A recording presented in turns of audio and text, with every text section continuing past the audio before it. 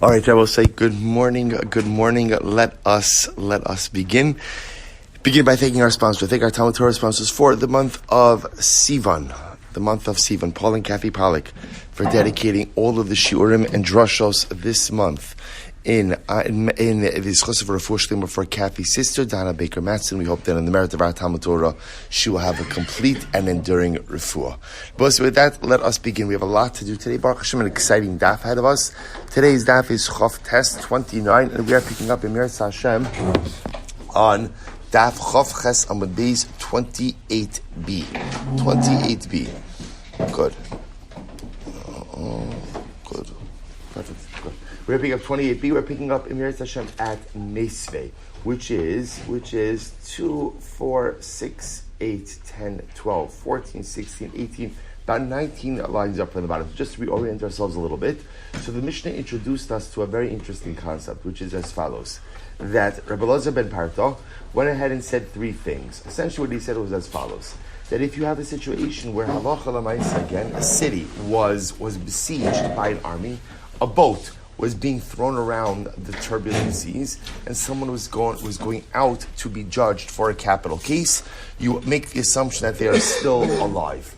Halacha l'maisa, on the other hand, if a city was overrun by a foreign army, or a boat capsized at sea, or someone was being let out to be executed, we give them the chumras as if they're alive and if they're dead. In other words, we have to treat them both ways, as if they're alive and if they're dead. We give them the halachic status, whatever comes out in the most stringent way. Comes along Rav Yosef, and Rav Yosef says, by the way, this halacha that you go ahead and you give the person the chumras of living and dead is only in a Jewish court, in a beis din. But in a Gentile court, halacha l'maisa, once someone has had a death sentence handed down to them, they're going to be executed. In other words, there's no staying of that particular judge. So Gemara is now going ahead and challenging that piece. Gemara is the Mesveh. Oh, actually, we did this. Sorry, Tashma. 3 lines down from that. Tashma. So about 16 lines up from the bottom. Tashma. Shama mi bezin shel Yisrael. Sheyu omrim. Ish ploni meis. Ish ploni nerag. Yes, ishto. If you hear testimony from a Jewish basin, from a Jewish court, saying the following: Ruvain, right? Ish ploni, so and so, meis, has died, or so and so has been killed. Ultimately, again, based on the testimony of beis din, you allow his wife to remarry. However, mikman trisin shal ovdei kochavim. But if you hear like from the Gentile executioner, ish ploni meis, ish ploni nerag, so and so has died, so and so has been killed. Al yasi ishto. You cannot allow his wife to remarry based on the testimony of the executioner. I says the Gemara. Let's analyze this. My meis or my nerag. What do you mean when you say that you have testimony that a guy died or that a guy was killed? What does that mean? Ilema meis mamish. V'nerag mamish. If you want to say that literally, it means that Beis Din is testifying that a guy literally died or that a guy literally was killed. I don't understand. We'll say, why, if you received that information from a Gentile source, why would you not be permitted to allow the wife to remarry?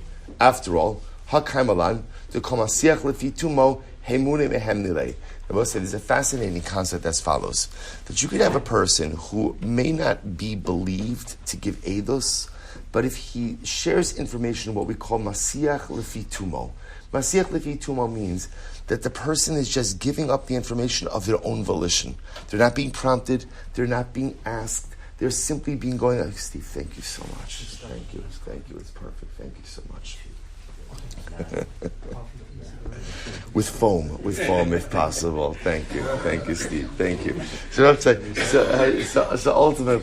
ultimately, again, this concept of Masiach Lefitumo, which is a person just offers up information of their own volition, then halacha l'maisa, they should be believed. So I don't understand if the Gentile executioner tells us Reuven was killed, Reuven died, why wouldn't we believe him?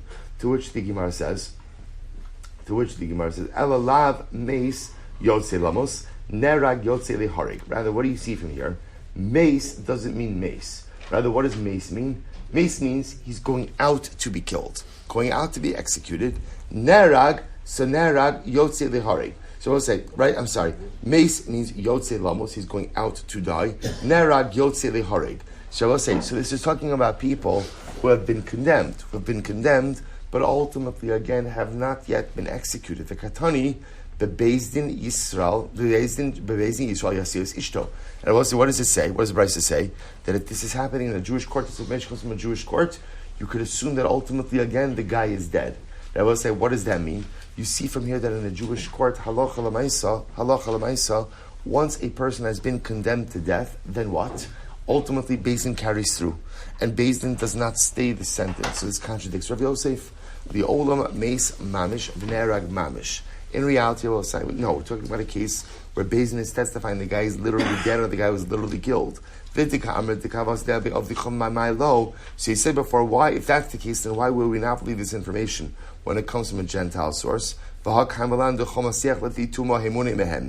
just said before, whenever the information is offered of the Gentile's own volition is believed, it will say it's only Masiach Lefi Tumo if the Gentile has no benefit in the information.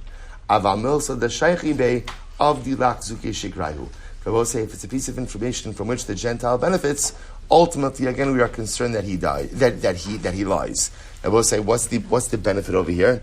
The Gentile likes to take pride in the fact that in his court system, when they judge someone to death, when they sentence someone to death, they kill him.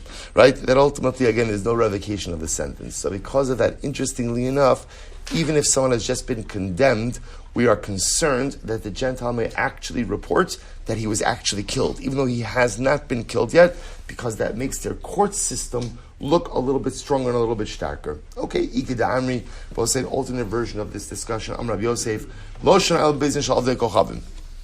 All of this is only said in a Gentile court, top of Chavtes, we'll say, top of Chavtes.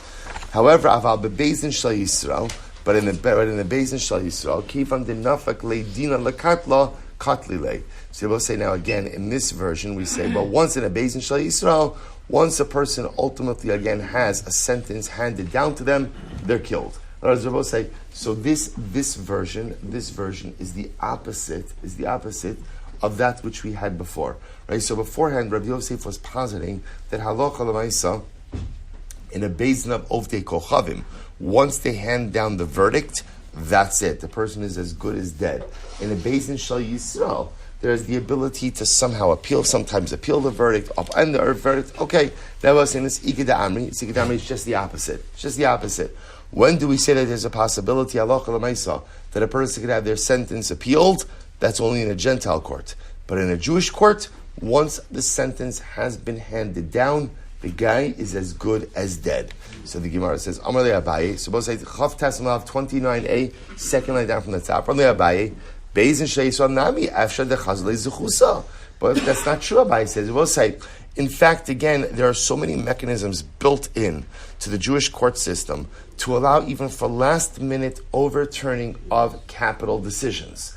Right? So you can find the zechus, you can find some type of you can find some type of reason to exonerate.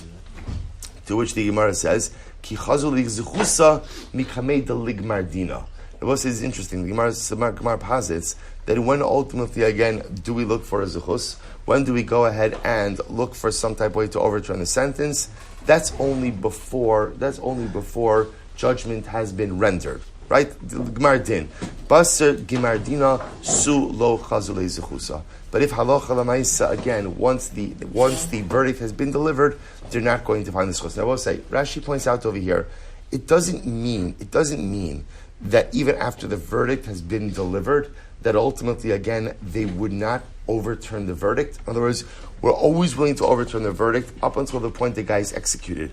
What the Gemara is just suggesting is, when it comes to a Jewish court, there's so much drisha v'chakira. What's the good word for drisha v'chakira? Due process? Is that the word, right? There's so much due process that if we get to the point of a verdict to execute someone, the probability of overturning that is almost non-existent. Not because we won't, but because we'll say, in fact, again, not because we won't, but because it would just be so uncommon. Let me say, So Rabbi says, being a surprise that supports. So Rabbi say, I just want to point out, this version is a 180, right? So in this version now, what we're saying is, in a Jewish court, in a Gentile court, even once a guy has had a verdict against him to be executed, halacha l'maisa, he's not considered dead until he's dead, right? In a Jewish court, once the verdict has been delivered, it's almost as if he has a cheskas misa, right? That he's going to die. What's the logic? So I'll say the logic is that in a Jewish court, if already, again, by the time we've got to the sentence, they haven't found the zechus, chances are they're not going to find the zechus. I will say, so why is it that by a Gentile court, the verdict could be overturned? Why is that? As they say, it's all about the Benjamins, right? So I'll say, so the Maisa, again, there's the possibility to go ahead and overturn that verdict through some type of monetary compensation. Okay, so that's the logic over. So sheleimah that's being a rice that supports this. Komakom sheyamdu shnayim v'yomru meidim anu es ish ploni shenigmar dina beis. It's the same. I say it's the same conversation. It's just the opposite. It's just literally the opposite of what we said. So the Bryce said before. So komakom sheyamdu shnayim v'yomru meidim anu es ish ploni shenigmar dina beis dino shel ploni. Right. Sorry. So we say as follows. Anytime two people come up, stand up. Steve, thank you so much. Thank you. The best, thank you so much. Thank you. Perfect. Yeah, go ahead. So go. You know, it's fine. Everybody's looking nervously. Yeah, it's right. Go, it's fine. It's a recording. Right, so the says as follows. So let's bring a price that supports this. Kol makom sheyamdu shnayim v'yomru meidim anu es ish ploni shenigmar dinu b'beizino shel ploni uploni edav harizei harig. So we'll say, look at the Bryce. So the Bryce says, anytime two people get up and they testify, right? We know about so-and-so, we know about Ruvain, that halacha l'maisa again, his verdict was sealed in Beis Din, and so-and-so were the witnesses, and they testify that he was sentenced to death in a Beis Din, harizei harig.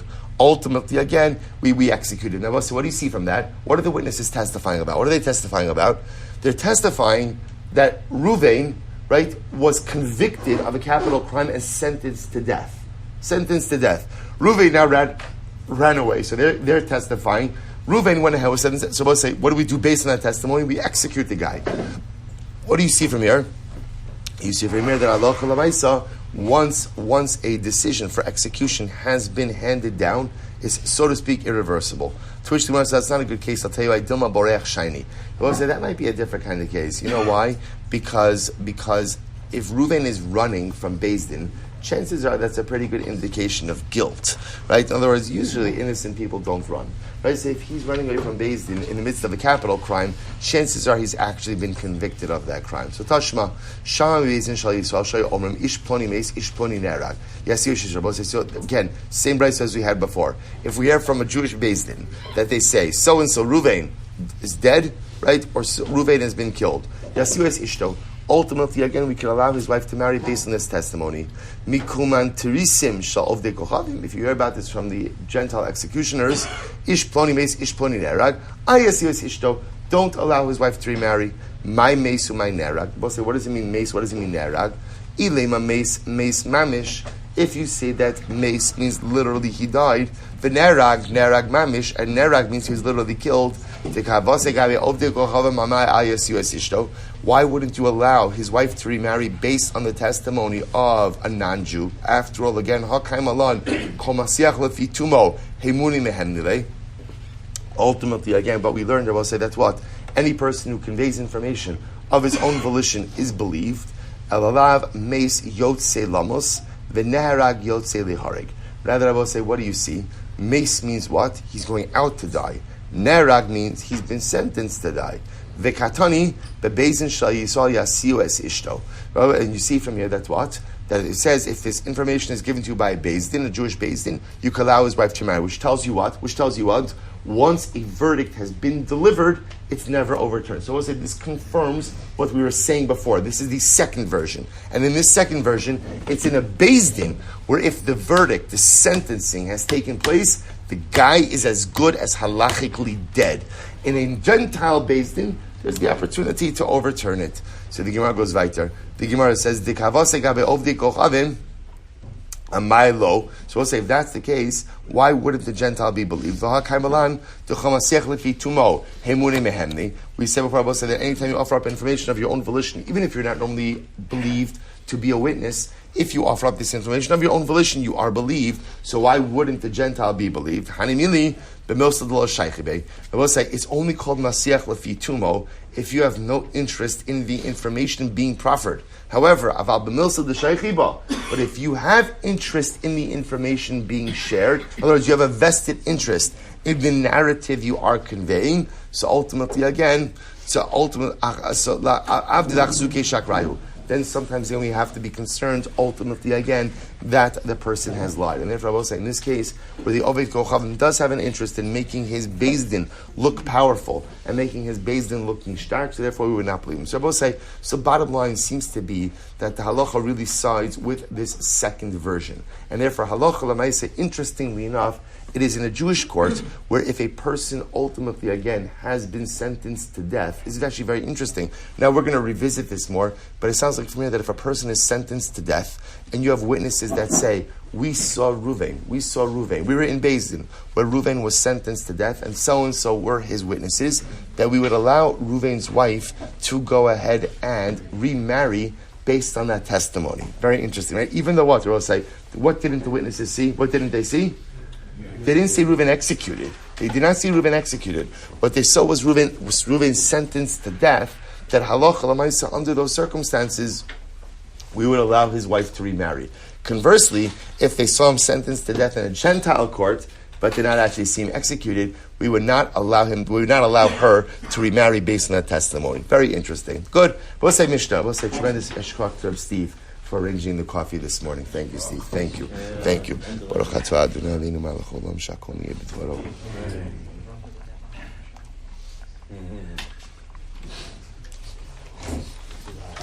I will say, let's go. Mishnah. Great cases. Hamevi get Beretz Yisrael v'chala. Now, both remember again, we were speaking about before. Actually, we have speaking about before. We're speaking about now. Hamevi get Beretz Yisrael. Person is bringing a guest. We'll say here's the case, right? Ruvain is divorcing Rachel, right? Ruvain appoints Shaliach. We'll just keep his name Shaliach, just to keep it easy, right? So Ruvain appoints Shaliach. Now happens, Baruch Hashem, both Ruvain and Rachel are zochet to live in Eretz Yisrael. So what happens? Ruvain, I will say, when you deliver a get in Eretz Yisrael, what don't you have to do? B'fanei nechtav u'b'fanei nechtam. Right? You don't have to, right? You could just go ahead and deliver the get without any type of statement. So we'll say here's the case. So Ruvain is divorcing Rachel and is sending a shaliach to deliver the get. So what happens? V'chala. Now the shaliach gets ill. The shaliach becomes ill and is unable to go ahead and fulfill his shlichus. So what's halacha? Harezim mishalchu biyad. No problem. Just go ahead and send it with someone else. Now what's the chiddush over here? If you take a look at Rashi, it's actually Rashi all the way on the top of the page, a third line down. Mishalchu biyad acher va'osa shaliach me'ila v'shlo bebeis din. So Rabbi says shliach could appoint shliach number 2, right? Without even going into Beis Din. So shliach number 1, he's ill, he can't execute his shlichus. He could even go ahead and appoint a shliach number 2 to go ahead and deliver the get. Okay. Vim Amarlo told Lihimeni Chayfetz Ploni.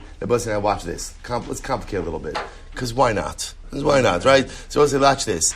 Now if Ruvain says to Shliach, listen, here's the deal. I want you to give the get to Rachel, but I want you to get back her diamond ring. Right? I want that diamond ring back. Right? So give her the get and get back the diamond ring. Right? Then ultimately, again, lo yishal chenu biyad acher. Then halacha l'maisa, so shaliach cannot appoint shliach number 2. She'ein ritzono, she'e piktono biyad acher. Why I say? Because Ruvain is essentially appointing shliach number 1 for a dual faceted shlichus. Number 1 was to go ahead and deliver something to Rachel, and number 2 was what? To bring something back to Ruvain. Now I will say, again, so ultimately Ruvain lav dafka wants his item in the hands of someone else. In other words, Ruvain is dafka going ahead and appointing shliach number one, because that's the guy he wants, that's the guy he trusts to bring back the diamond ring. So in case number one, where all that's happening over here is delivery of a get, if shliach number one becomes sick, he could on his own appoint shliach number two to deliver the get. In case number two, where again it's a multifaceted shlichus, where there's delivery of a get and bringing back of an item of value, so that it's not so pashut that Reuven trusts someone else to bring back the diamond ring. So therefore, again, in that case, shliach number one cannot appoint someone else to execute the shlichus. Fascinating case. Good. We'll say, let's go. We'll say, this is really exciting, because really exciting, because halacha l'maisa, now we're getting into the sugyas, ultimately again, of shlichus, which are fascinating, because remember, this is not just about Gittin, right? We're going to see about say this comes up all of the time. Someone asks you to do something, you can't necessarily go ahead and fulfill the agency. What are your rights as a shaliach to go ahead and appoint someone else to finish the job? So watch this. Rav Kana, Chala Tanan. So also Rav Kana says, by the way, the only time shliach number one, in case number one, I will say, in case number one, the only time shliach number one has the ability to appoint shliach number two is when he becomes ill. Meaning, I will say, what does it mean he becomes ill? What does that mean? What does that mean? He's unable to fulfill the terms of his agency. That's when he can go ahead and appoint shliach number two. So the Gemara says, Pshita, Chala Katani. That's obvious. That's what it says. That's what it says. Right? I will say, it says, ultimately, again, Chala, that he became ill. Maltin, what would you have thought? I would have thought no. The truth is, agent number one could always appoint agent number two, right? Shliach could always, even if he didn't become ill. V'hai diktani chala, and why does it say that shliach one became sick? So archa demilsa katani, because sometimes the Gemara just talks. How does the Gemara talk? Like in normative terms. So we'll say under normal circumstances, when is shliach one appointing shliach two? When is that happening? When is that happening? When shliach one becomes ill. Right, but Pashas Rabbi say, if shliach one is able to, he's going to go ahead and fulfill the terms of his agency. But Pashas, the only time he wouldn't is when he becomes ill. When he becomes ill. So Kamashman, Rabbi say, Kamashman, no. It's the only right that shliach number one has to go ahead and appoint shliach number two is when he is unable to fulfill the terms of his agency. But if he is able to do so, then halacha l'maisa, he must do so. So we'll say this is a very important qualification. What the Gemara is suggesting over here is that perhaps the only time a shaliach has the ability to transfer agency is when he is unable to execute the terms of his shlichus. But if he is able to, but let's say he just doesn't feel like it, right? I have something better to do today, right? If he just doesn't feel like it, that would not give him the right to go ahead and halacha l'maisa transfer the terms of the agency. So let's analyze. We're not finished. Hey chidami. So we'll say, what's the case? This is so fascinating, so fascinating. Hey chidami. Ida amarle holech afagav lo chalanami. Now we'll say, as we're going to see now, there are different ways in which you could appoint an agent. I will say, let's say Reuven just says to shliach, he says holech. I will say, what does holech mean? What does holech mean? Go. Now, it doesn't just mean go. It means go and deliver. So we'll say, that is considered to be a nondescript agency. In other words, you just say holech, do me a favor, just go take this.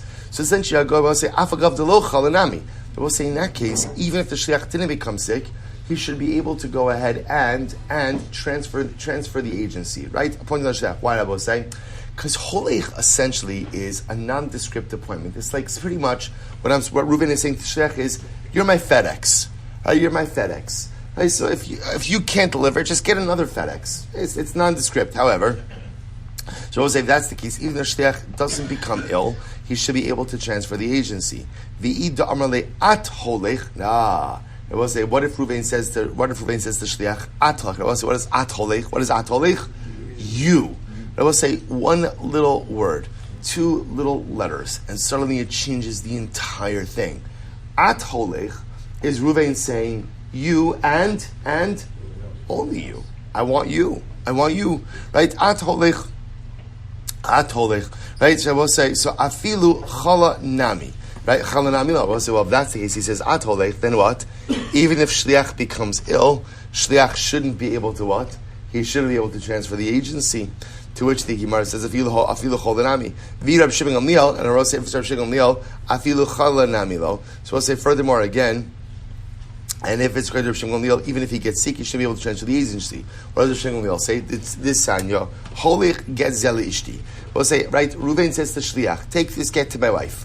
Hareze mishalcho biyad achar. Again, if the Shliach wants to transfer the agency to someone else, he could do so. Because we will say this is a nondescript appointment of an agent. So therefore, the goal is to get the get to Rachel. So therefore, again, Shliach could appoint another Shliach.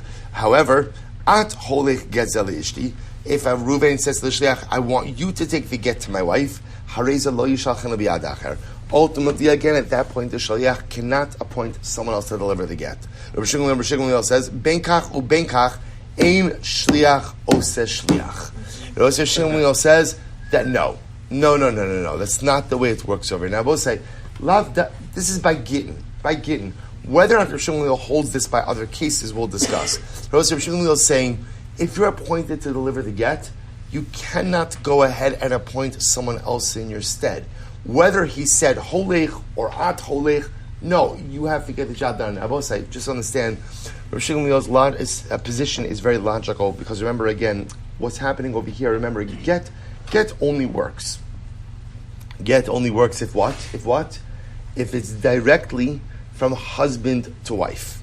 Right? V'nasan biyada. Husband has to deliver the get to his wife. So again, shlucho shel adam kimoso. A person's shaliach is an extension of himself.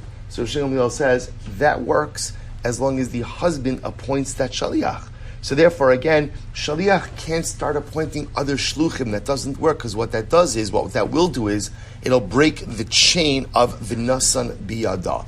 So Shmuel is of the opinion that whether you said heilach, right, holech, or at holech, it doesn't make a difference. The shaliach that is appointed is the shaliach that has to deliver, and the shaliach can never make other shluchim.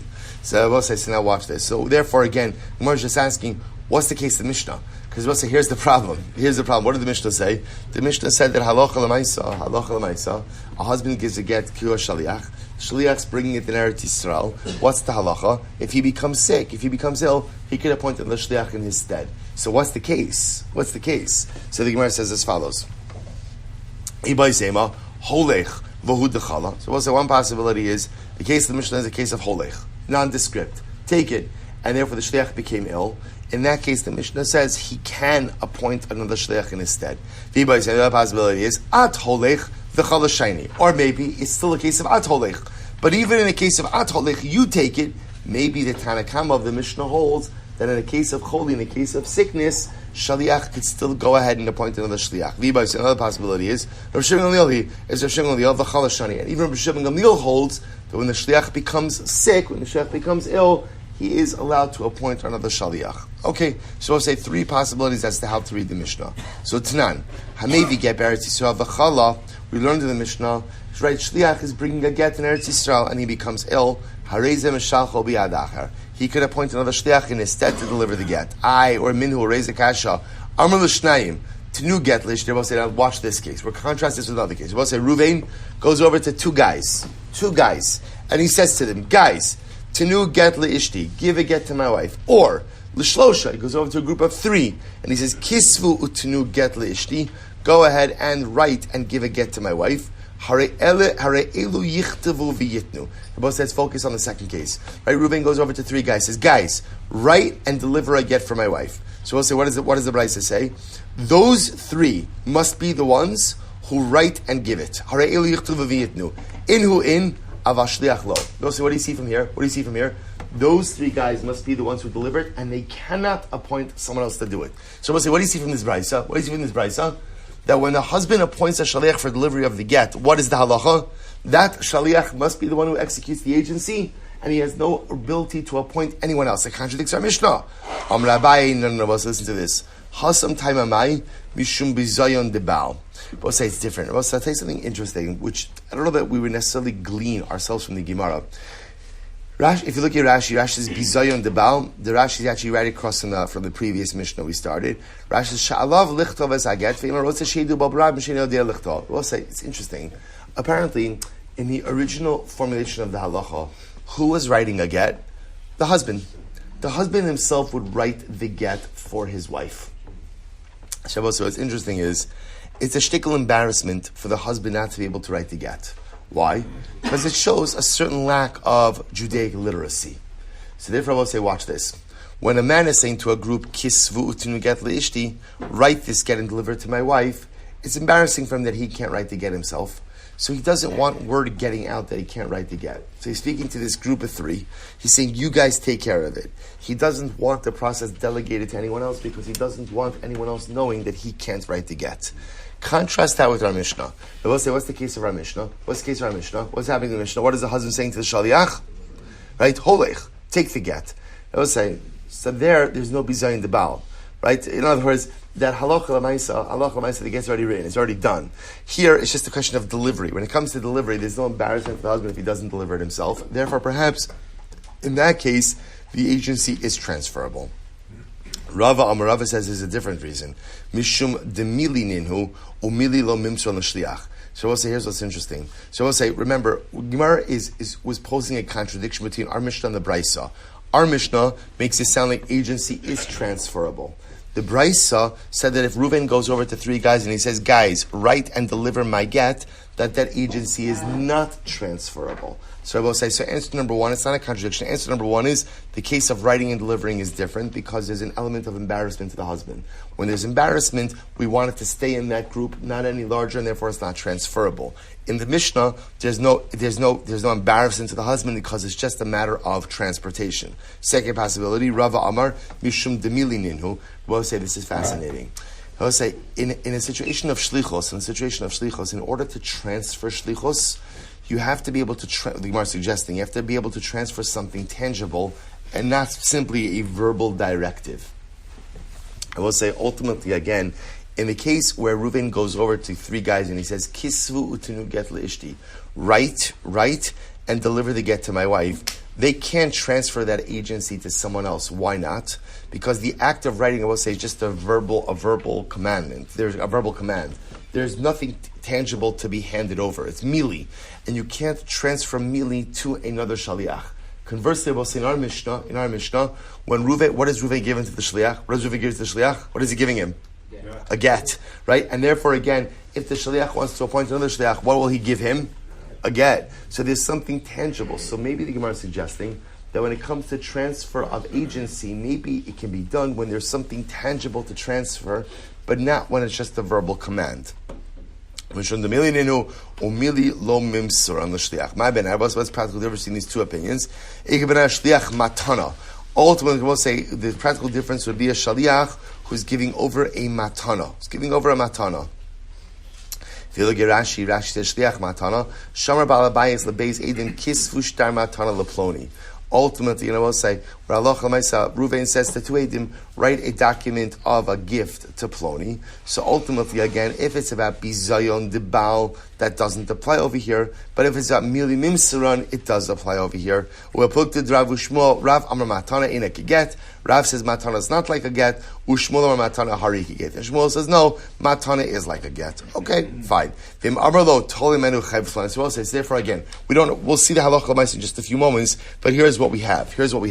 So we'll say, so case number one so far is Reuven says to Shaliach, ultimately again, Holech get leishti, right? Go ahead, take the get to my wife, or, right? And Shaliach becomes ill. Mishnah teaches me, Shaliach could transfer agency to someone else. Now, what we're unsure of in the Gemara is, what's the formulation? What is it? Is that a case of just Holech? Is that a case of At Holech? Is it Reb Shimon Gamliel? So that's still up in the air. Okay. Case number two in the Mishnah will say was what? Where husband Reuven says to Shaliach, take the get and what? It's part two. What's part two? Bring back the diamond ring.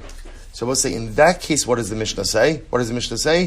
Agency is not transferable. So let's analyze. It says the Gemara, Amar Reish Lakish, we'll say second of the wide lines on the bottom. 6 lines up from the bottom of the page. Amar Reish Lakish, Kan Shana Rebbe, here's what Rebbe said, Ein hashol rashay lahashil, ve'en hasocha rashay lahaskir. We'll say in general, what we see from here is something very interesting.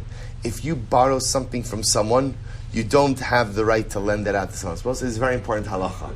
Right? If you borrow something from someone, you don't have the right to lend that to someone else. If you rent something from someone, you don't have the right to rent that to someone else. Right? So no subletting, right? No subletting, no subleasing.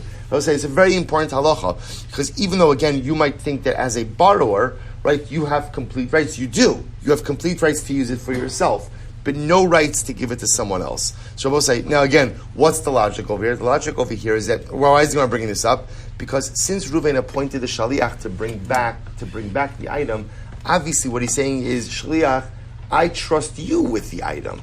But lav dafka, I trust anyone else with the item, therefore the shlichus is going to be non-transferable. Similarly, if I lend something to someone, I trust that borrower with the item. Lav dafka, I trust anyone else with that item. Amar Rabbi Yochanan. So Rabbi Yochanan says, Zu afilu tinoko shabes rabban yodin. Rabbi Yochanan says, come on, everyone knows that. What's about it? That's like the height of like base medrash shtach. Right? Like, come on, even babies know that. Right? Everyone knows that. So the Gemara says, Elo zimnin digita nami lo have dinasek. So I'm sorry. Ella, so rather, what is he saying? Rather, is he saying, Ella, zimnin, digita nami lo havi, tinasa kimisha omer lo, al tigarsha ella bebayis, vigirsha ba'ali. Now listen to this. You're right. In other words, here's what's interesting. The Mishnah is not coming to tell me that the shlichus is not transferable. Why? That's obvious. Right? Why is it obvious? Because since Reuven is telling the shliach that he wants him to bring back a pikadon, right, an item of value, so obviously Reuven is saying, I only trust you to do it and no one else. Therefore, it's not transferable. No different than if I lend an item to someone, the borrower cannot transfer it to someone else. Then I will say, what's the chiddush?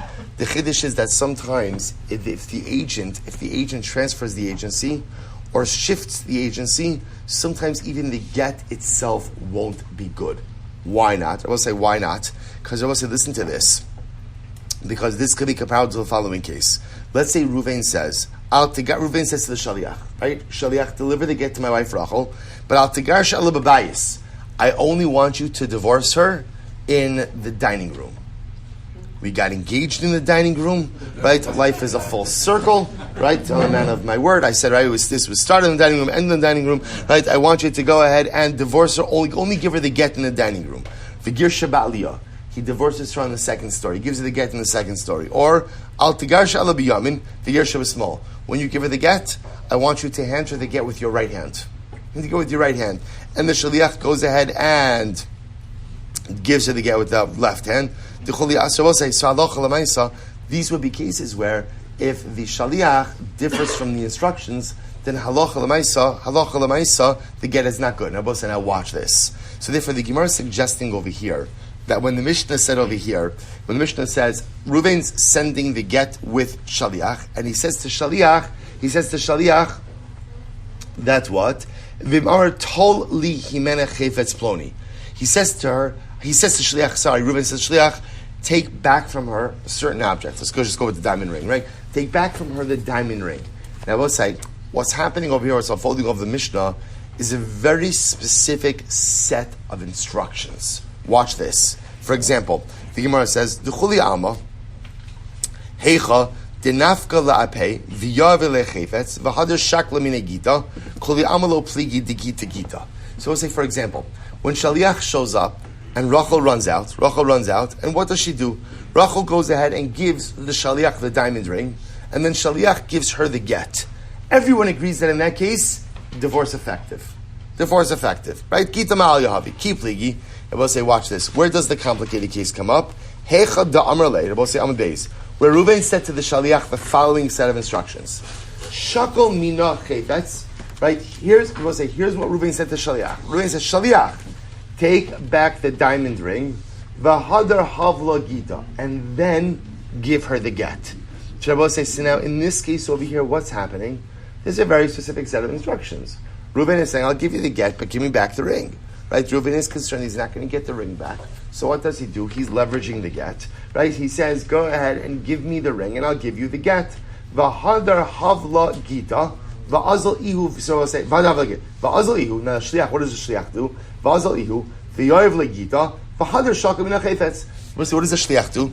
The shliach first gives her the get, but he gets back the ring. In other words, so he got back the ring, but what did he do? Reverse the order. So let's say, so now, what's the halacha in this case? Because technically speaking, what's happened over here? So let's say it's a fascinating case where the shaliach has accomplished the mission, i.e., he's coming back with the ring after having delivered the get, but he reversed the order, which means that he deviated from the instructions of Ruvain. So let's say, so now the shaila is, so mission accomplished, but you didn't do it the right way. So let's say, so what's the halacha? Rabbi Yochanan posel, bo, v'chol shkem shlucho. Rabbi Yochanan says it doesn't work. It doesn't work. I will say shlichus only works if you follow instructions. See, even though again, it's interesting because you're getting what you wanted at the end of the day, right? You wanted to give the get and you wanted the diamond ring back. You're getting it, but Rabbi Yochanan says, but you didn't follow the instructions. And when you don't follow the instructions, even if you get the result, that's not the intended result. I'm sorry, posel bo v'chol shkem shlucho. So Rabbi Yochanan says again, whether you did this yourself or you appointed another agent in your stead, it's not going to work. Reish Lakish says, no, it works. It works. Why does it work? Because halacha l'maisa mission accomplished. So I will say, so fascinating machlokes. So I will say, so just to share this with you, how do we pass? And I will say just very quickly, because we're out of time. I will say, listen to this. Rambam writes, Hilchos Gerushin Perek Tes Halacha Hey, Ha'omer Lishlucho. Man says, right, Reuben says to Shliach, Holech get zel ishti, take the get. Bein sha'amar lo holech, bein sha'amar lo at holech, v'chala o ne'enas, v'shalcho b'yad acher. So I will say, so halacha l'maisa, the way we paskin is whether Reuven said holech or at holech, if shaliach encounters extenuating circumstances and is unable to fulfill his agency, he has the right to appoint another shaliach. That's how the Rambam passes. I always say, but again, in order to appoint another shliach, what do you need? Extenuating circumstance. In other words, you can't just do it because you don't feel like it, right? You got to take this to the game. It's like, hey, let me just appoint another shliach. No, if there are extenuating circumstances, you can appoint another shliach. Whatever the formulation was, holich or at holich. Watch this. Vim amarlo tali mimenu chayfetz ploni v'sein laget. So I'll say, now watch this. However, the exception to this rule is, if Reuben says to shliach, listen, give the get, but I want you to bring back the diamond ring, that is a non-transferable agency. That you cannot transfer. I will say, why not? Because then, again, that's a pikadon situation. Because now you're bringing back something. That's not transferable. Alright, so we'll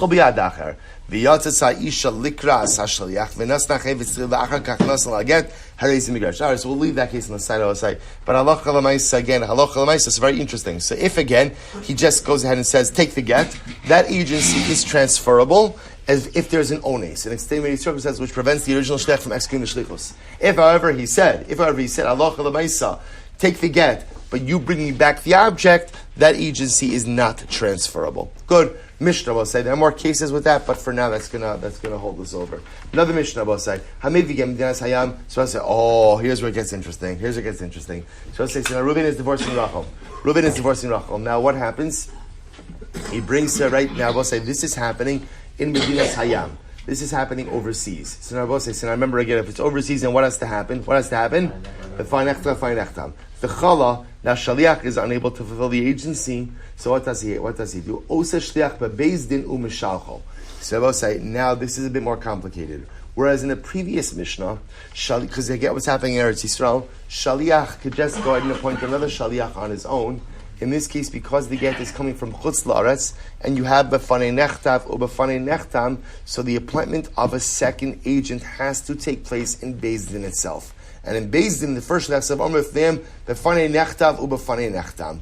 Now we'll say after that, then Beis Din effectively appoints another shaliach to finish giving the get. Vein shliach achron tzarek befanei nechtav befanei nechtam. The second shliach, of course, doesn't say befanei nechtam befanei nechtam. Rather, because why doesn't he say it? Because he wasn't there. Ella omer shliach Beis Din ani. Rather, I will say, what's his line? Especially when he says shliach Beis Din ani. Right? So I will say that's his line. He shows up and he says, "I'm the shliach of Beis Din to deliver this get." Incredible. Amli Rabban Alavi raised Rabbi Abo. But I mean Rabbi Abo, shliach the shliach mashi shliach olo. Oh, we'll say now watch this. So we'll say I have to follow up a little bit. Can the shliach of the shliach appoint the shliach? So let's play this out. Right? So Reuben appoints shliach number 1 to deliver the get from Chutz La'aretz. Shliach number 1 gets to Eretz Yisrael. He can't go ahead and go on anymore. He gets sick. He comes to the Beis Din. He says, "Farnechta." Good. So shliach number 2 now is appointed by Beis Din. Right? He says shliach Beis Din. Shliach number 2 becomes ill. Could shliach number 2 now appoint shliach number 3? Right? Armaluhu haloti bailuhu. That's not even a question. Midiktani ein hashliach acharon. Well, see, if you look at the lashon of the Mishnah says the last shaliach doesn't say b'farnechtam. Rather, he just says shliach Beis Din ani. I will say the fact that it says shliach acharon and it doesn't say shliach sheni, right? It tells us that what michlal demashri shliach. So I will say what we can infer from the Mishnah that halacha l'maaseh very interesting is that shliach number 2 can appoint shliach number 3, who can appoint shliach number 4. Again, I will say we'll see where those secondary appointments actually have to take place. They're taking place in Beis Din, outside. We'll talk about that. Alakiti bailuchu ki mashri shliach bebeis din afilu shlo bebeis din. Here it is. I will say. Rather, what's the shayla? The shayla is when shliach number 2 appoints shliach number 3. Does that have to take place in Beis Din, or can that take place even outside of Beis Din? Amrulay. So not ha loti hamba mi bailan. I will say that's also not a kasha. Why? Because Rabbi say, what does the shaliach have to say when he delivers the get in these situations? Ela omer shliach Beis Din ani. Right? Rabbi say, remember again, he had the line, because he can't say b'farnechtam, the line he does say is shaliach Beis Din ani. So we'll say, now obviously in order to make the statement of shliach Beis Din ani, what has to happen? You have to be appointed in shliach itself. So we'll say, so what we begin to see is as follows. Number 1, shliach number 2 can appoint shliach number 3, and apparently a whole line of shluchim. As long as what? Everyone who is appointed, ultimately again, is appointed in Beis Din itself. Rav Nachman bar Yitzchak Masni Hachi, Rav Nachman bar Yitzchak stated as follows, Amrulei Rabbana la'avimi, Berei Rabbi Avo, Bayi minei Rabbi Avo, shliach the shliach. When the shliach of the shliach, kimashvi shaliach, when he appoints another shaliach, Beis Din or shelo Beis Din. Does he have to appoint it in Beis Din, or can it even be done outside of Beis Din? Amrulu v'tibayluchu. Before you ask that, it's just another version. Before you ask that question about whether or not shliach number 3 and 4 have to be appointed in Beis Din, ask a more fundamental question. Right? Imashvi shliach ba'alma. Can shliach number 2 appoint shliach number 3 at all? Amrulu said to him, no. Ha lo kami ba'ilan. That's not a question. Why? Disnan. Ein hashliach acharon, because the Mishnah said the last shaliach has to say b'shliach Beis Din michlal the shliach mashri shliach. Indicates thus that a shliach has the ability to appoint another shliach. Elaki kami bailan. So we'll say, what's our shayla? The Beis Din shelo Beis Din. Ultimately, when 2 appoints 3 and 3 appoints 4, does it have to be in Beis Din or not? Amrlahu hanami loti bailuchu. That's also not a shayla. Diktani ela omer shliach Beis Din ani. Ultimately, again, he says that I'm a shliach Beis Din. Therefore, I will say, what comes out of 2 important nekudos. Number 1, that shliach number 2 can appoint shliach number 3, but any subsequent appointment of shluchim must be done under the purview of Beis Din, i.e. in Beis Din itself. Fascinating. Amar Rabba, shliach be'eretz Yisrael, osa kama shluchim. Ultimately, a shliach in Eretz Yisrael can make a number of different agents. I will say what that means is the agency is transferable on an ongoing basis. Amar Ravashi, in Meis Rishon, bit lakulan. Ravashi says, however, if the first shliach dies, all of the subsequent shluchim are void. Amar Ravashi, come on, that's not true. Had abba dekatnusahi. When my father said that statement, he was a kid, right? He was a kid. In other words, that's we'll say, you know how it is. You know how it is when you're young. You make all kinds of reckless halachic statements. Remember from your youth, right? They'll say, so, halavai, right? Halavai, that was youth, right? So say, rather the Gemara says, Ilu meis bal midim shasha isbei. Kusha will say the only person who matters if he dies is the husband, right? Kulu mikoach man kasu, mikoach the bal kasu. We'll say it doesn't even matter if shliach number 1 dies. What matters is that the husband died. Does that? Because remember, shluchim are an extension of who? Of the husband. Therefore, again, isei lebal, isei lekulu. It will say if husband is alive, then the chain of shluchim is fully intact. Less say labal, less lekulu. If the husband dies, I will say, then the chain is broken. So it's very important. Even though shliach number 1 appointed 2, and 2 appointed 3, and 3 appointed 4, let's say, if shliach number 1 dies, it doesn't make any difference. It does not in any way upend the process. only the death of the husband upends the process. Why? Because all the shluchim ultimately again are considered an extension ultimately again of the Baal. I will say, so we'll stop here. I just want to share with you. First of all, I appreciate everyone being so accommodating with the changes. I want to say, it's interesting. When it was fascinating to see, like, when people come into the space, obviously I will say, when you come into a new situation, it's hard to figure out, like, where am I sitting, where am I going, like, what am I doing? So I will say, but yet something very interesting happens, which is after a couple of moments of discomfort, right, and kind of disorientation, you figure it out. We'll say, it's an incredible metaphor for life. A lot of times in life, we are cast into new circumstances and new situations. And the first reaction often is, I don't know where I am, I don't know what I'm doing, and I don't know how I'm going to handle this. And then something amazing happens. Within a couple of moments, or so sometimes in life, it's more than a couple of moments. Sometimes it's a couple of hours, sometimes a couple of days, maybe sometimes in a couple of years. The dust settles, and you find your way through. So we should glean koach and Yirtzeh Hashem from being able to navigate the new small circumstances in the base medrash and Yirtzeh Hashem should give us the koach ultimately when we experience this orientation in life to recognize we'll get through it as well. All right, we'll say shkoyach. We'll stop over here, and it's nice to be back in the old base medrash.